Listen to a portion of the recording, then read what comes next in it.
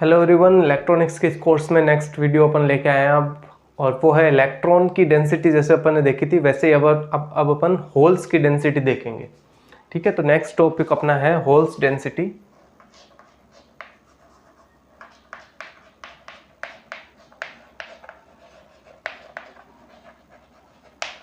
And जब अपन holes density की बात करते हैं तो ऑब्वियसली होल्स जो है वो वैलेंस बैंड के अंदर होते हैं। तो वैलेंस बैंड के अंदर अपन होल्स की डेंसिटी देख रहे हैं। तो इसमें ये वैसे तो अंडरस्टूड चीज़ है, लेकिन फिर भी अपन लिख देते हैं कि वैलेंस बैंड में अपन होल्स की डेंसिटी पता करना चाह रहे हैं।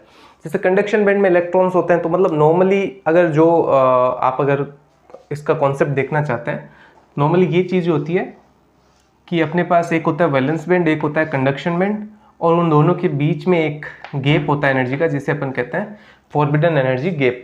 तो जब भी हीट मिलती है सेमीकंडक्टर को, तो वो हीट से कुछ इलेक्ट्रॉन्स जो है वो वैलेंस बैंड से कहाँ चले जाते हैं, कंडक्शन बैंड में चले जाते हैं। तो यहाँ पे होल रह गया, यहाँ पे इलेक्ट्रॉन रह गया। तो इलेक्ट्रॉन की डेंसिटी अगर देखनी है सेमीकंडक्टर में, तो वो डेफिनेटली कहाँ देखनी पड़ेगी, वो अपने को कंडक्शन बैंड में देखनी पड़ेगी। That is CB conduction band, that is valence band. ये बहुत सिंपल सी थियरी है, बहुत सिंपली समझ में भी आ जाती है, ऐसा कोई इसमें बहुत ज़्यादा डिफिकल्टी वाला केस नहीं है।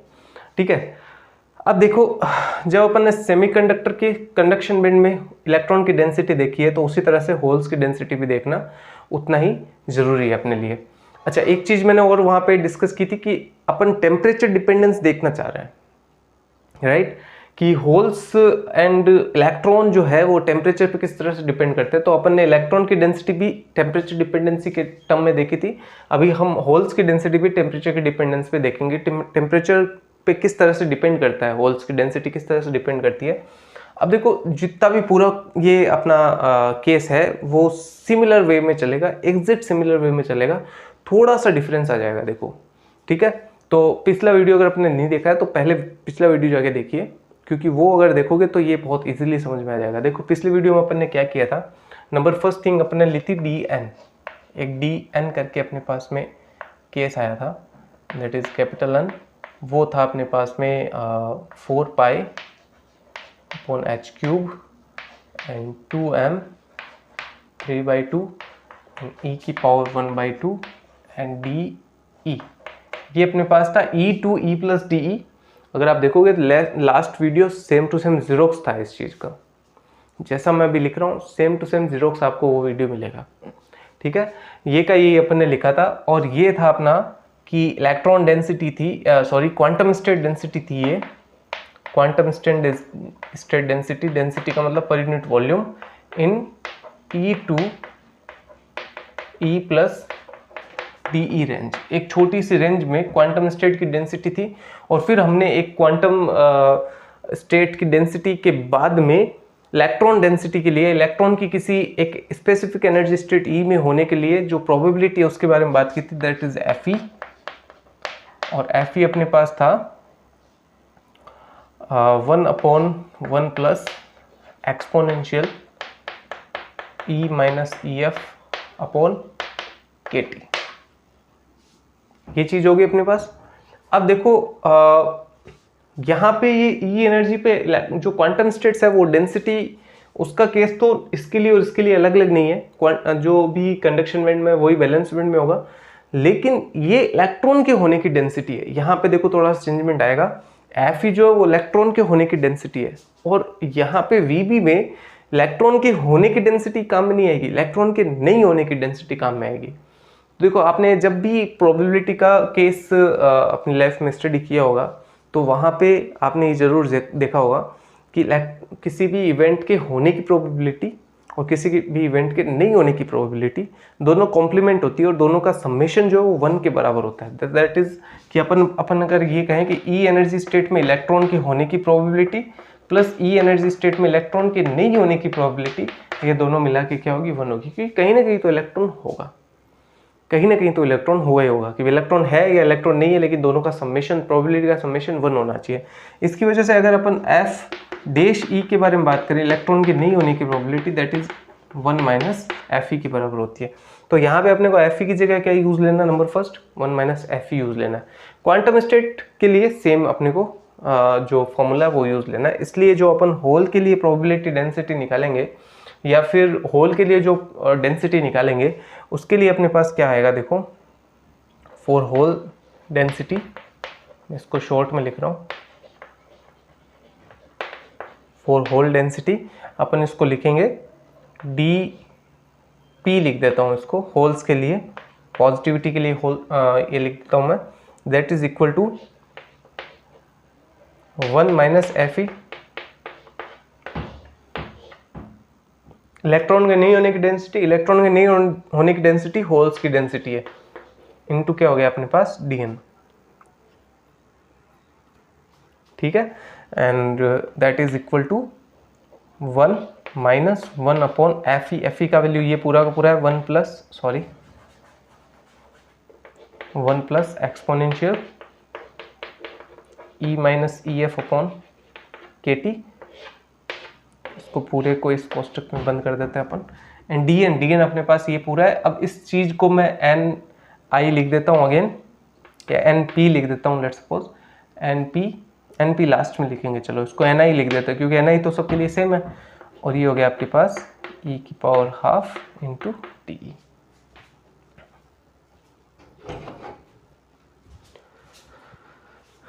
अब ये वाला टर्म जो है इसको मैं थोड़ा साइड में लेके और इसको सॉल्व कर रहा हूँ, जैसे ये 2-3 टर्म हमने सॉल्व किए तो उसी तरह से ये सॉल्व कर लेता हूँ। देखो 1 minus 1 upon 1 plus exponential x, इस तरह का कुछ टर्म है ये।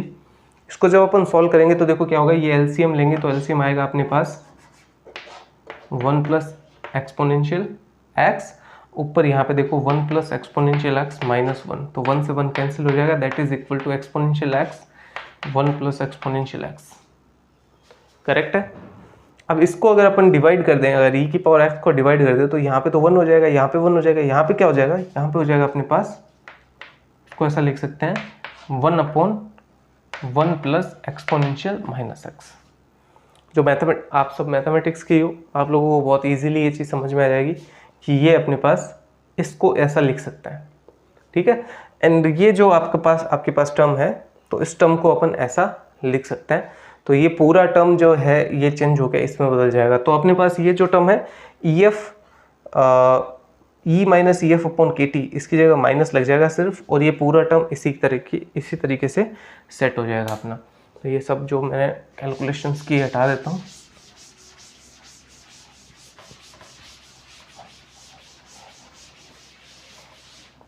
और अपन इसको शॉर्ट में करके लिख देते हैं फाइनली, यहाँ पे लिख सकते हैं एक और टर्म, तो ये हो जाएगा 1 अपॉन 1 प्लस एक्सपोनेंशियल माइनस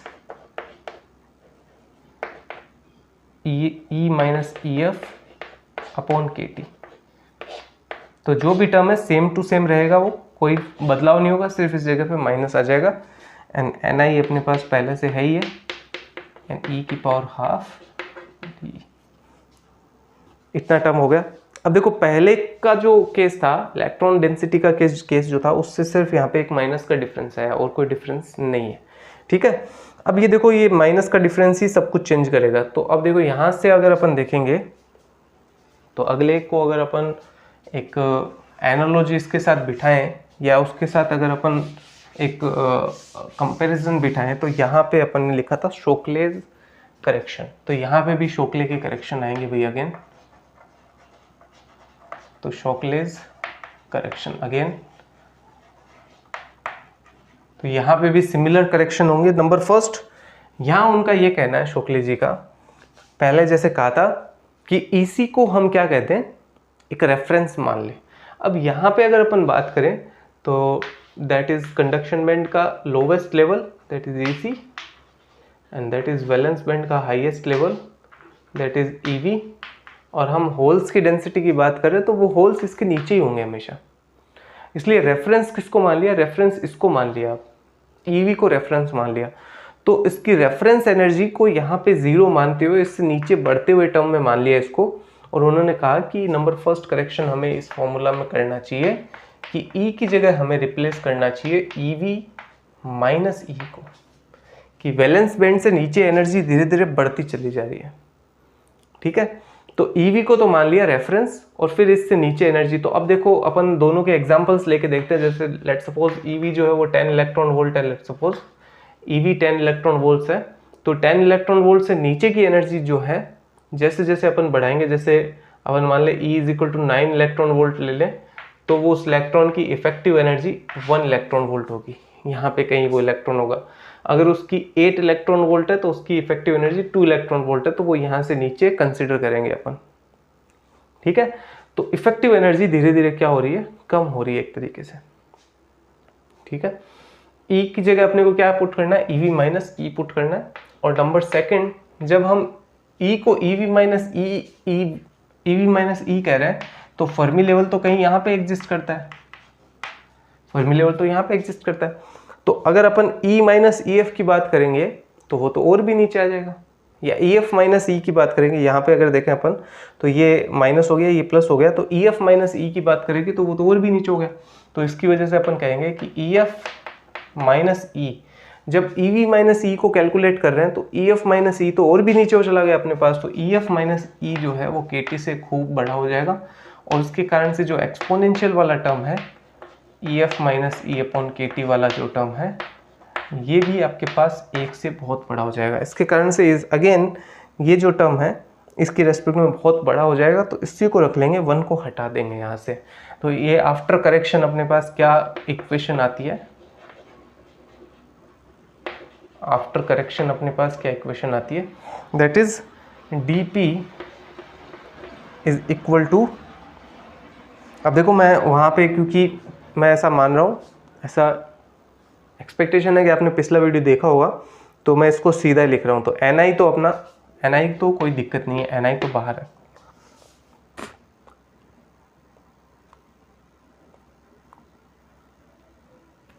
ये वाला टर्म जो है Ni के बाद में ये वाला जो टर्म है ये लिख रहा हूँ एक, तो ये अपन ने लिख दिया, E की जगह EV - E लिखना है, तो EV - E की पावर हाफ हो गया।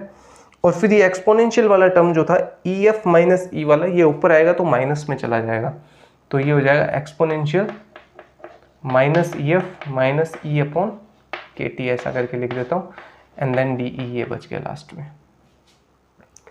ठीक है, आफ्टर करेक्शन ये चीज़ हो गई अपने पास, और हमें चाहिए टोटल। तो टोटल होल डेंसिटी कितनी हो जाएगी, देखो total hole density, and that is equal to P। Ni का उससे कोई लेना देना नहीं है, और वो हो जाएगा, देखो अब जो लोवेस्ट एनर्जी लेवल्स हैं, लोवेस्ट एनर्जी लेवल्स अपने पास हो गए हैं। देखो एक बार, वहाँ क्या था, वहाँ EC to इन्फिनिटी था, तो यहाँ पे 0 to EV चलेगा भाई। ठीक है, 0 to अपने पास क्या चलेगा, EV to 0 कर दें तो ज़्यादा बेटर है, क्योंकि EV रेफरेंस लिया है ना अपन ने, तो इसको कर देते हैं अपन EV to 0, और यहाँ हो गया EV - E की power half, and exponential EF - E/KT, रोल माइनस में, और DE। अब देखो ये टर्म अगेन हमने जैसे पहले इसको चेंज किया था वैसे इसको चेंज कर लेंगे। अभी इसको हटा देता हूँ मैं, जो नॉर्मल मैथमेटिक्स है अपनी वो देख लेते हैं। इसको हमने चेंज किया था, इसी टर्म में लेके आना है, तो वही करेंगे, EV को जोड़ेंगे, EV को घटाएंगे। तो देखो एक बार अलग से इसको लिख देता हूँ मैं, तो वो यहाँ लिख देता हूँ मैं, एक्सपोनेंशियल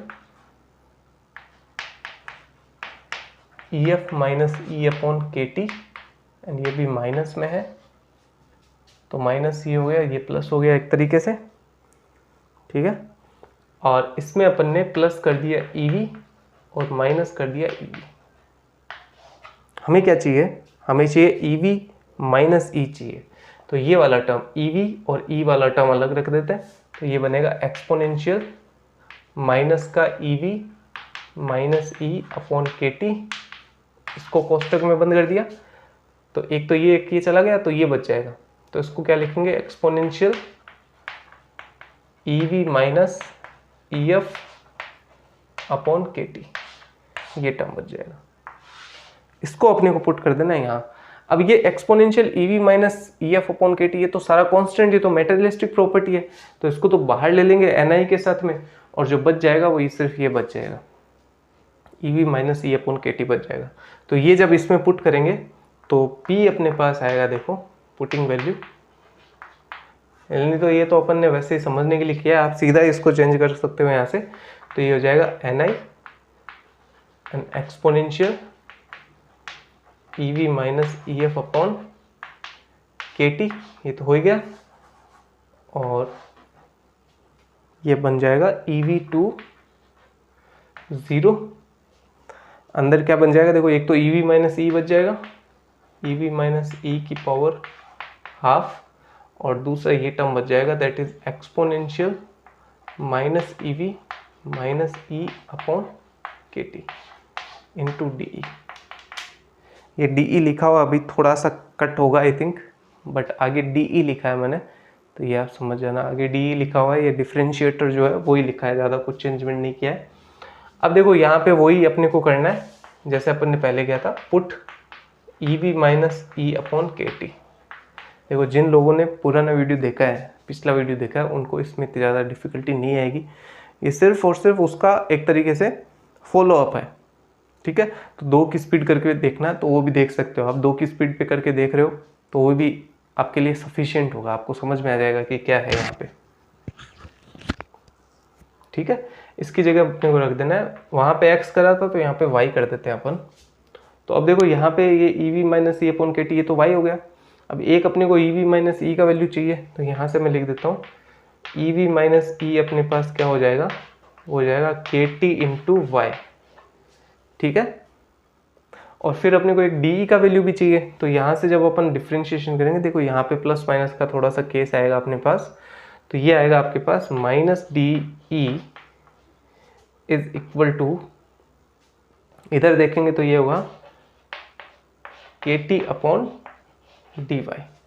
अब ये जो माइनस DE का केस है दैट इज इलेक्ट्रॉन डेंसिटी के बारे में बात कर रहे हैं, इसलिए अपन माइनस को जो है यहाँ पे इग्नोर कर देते हैं एक तरीके से। जो डिफरेंस है, एनर्जी का डिफरेंस है, और जो डेंसिटी है वो डेफिनेटली पॉजिटिव में ही होती है, समझो। जो होल्स डेंसिटी है वो पॉजिटिव में होती है, इसलिए अपन इसको पॉजिटिव ही लेके चलेंगे, इसलिए DE is equal to KT into dy होगा आपके पास में। ये इसमें माइनस का जो केस है वो नहीं लेना है अपने को। तो यहाँ पे अपने को लिखना है KT इंटू dy, यहाँ पे लिखना है KT इंटू वाई, और यहाँ पे लिखना है एक्सपोनेंशियल E की पावर x या y, सॉरी। तो ये जब अपन इसमें चेंजमेंट करेंगे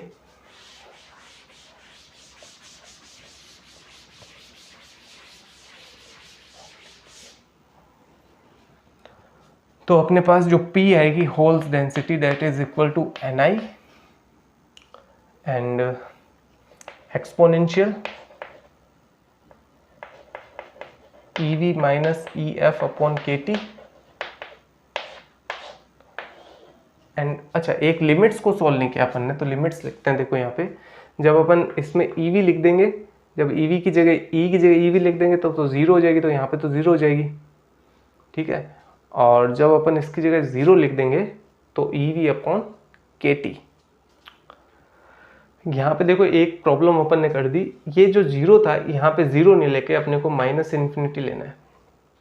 माइनस इन्फिनिटी क्यों लेना है, क्योंकि EV आपका यहाँ पे इधर की तरफ जो मैक्सिमम हो सकता है, यानी एक ऊपर की तरफ मैक्सिमम था, एक नीचे की तरफ मैक्सिमम था। नीचे की तरफ टाइम लाइन जब नंबर लाइन जाती तो वो माइनस की तरफ जाती, तो यहाँ पे माइनस इन्फिनिटी लेना है अपने को, तभी ये प्रॉब्लम अपनी सोल्व हो जाएगी। देखो तो यहाँ पे जैसे अपन 0 EV लेंगे तो EV माइनस EV 0 हो जाएगा, लेकिन जब अपन माइनस इन्फिनिटी लेंगे तो माइनस माइनस प्लस इन्फिनिटी हो जाएगा ये। तो यहाँ पे सेकंड लिमिट जो है वो अपनी प्लस की इन्फिनिटी हो जानी है, तो यहाँ पे 0 और फिर प्लस का इन्फिनिटी।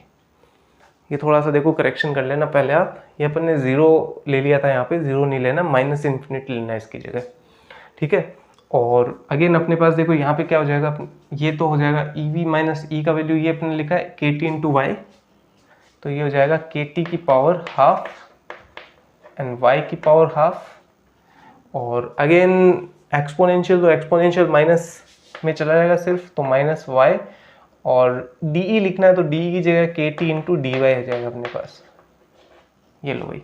तो KT इंटू KT, ये KT की पावर 3/2 बाहर आ जाएगी, तो Ni इंटू KT की पावर 3/2 तो बाहर आ गई, और एक्सपोनेंशियल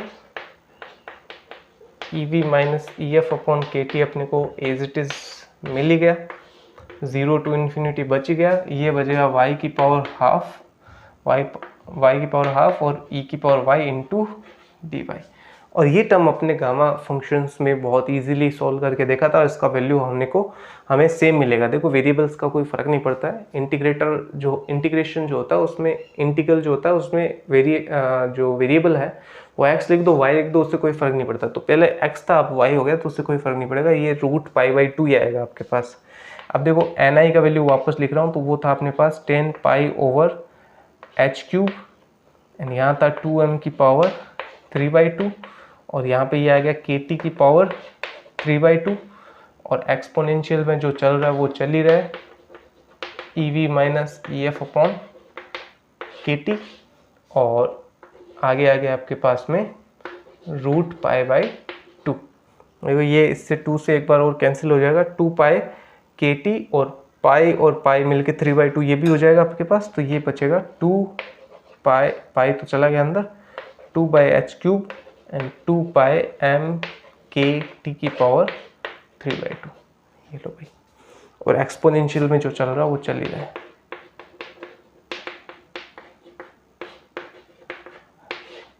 ये लो भाई, ये आपके पास आ गया।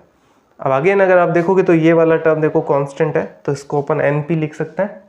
तो फाइनल टर्म में ये इतनी दूर का जो टर्म है उसको np अगर लिख दें तो np इंटू k की पावर 3/2 एंड एक्सपोनेंशियल जो पहले आ रहा था वही।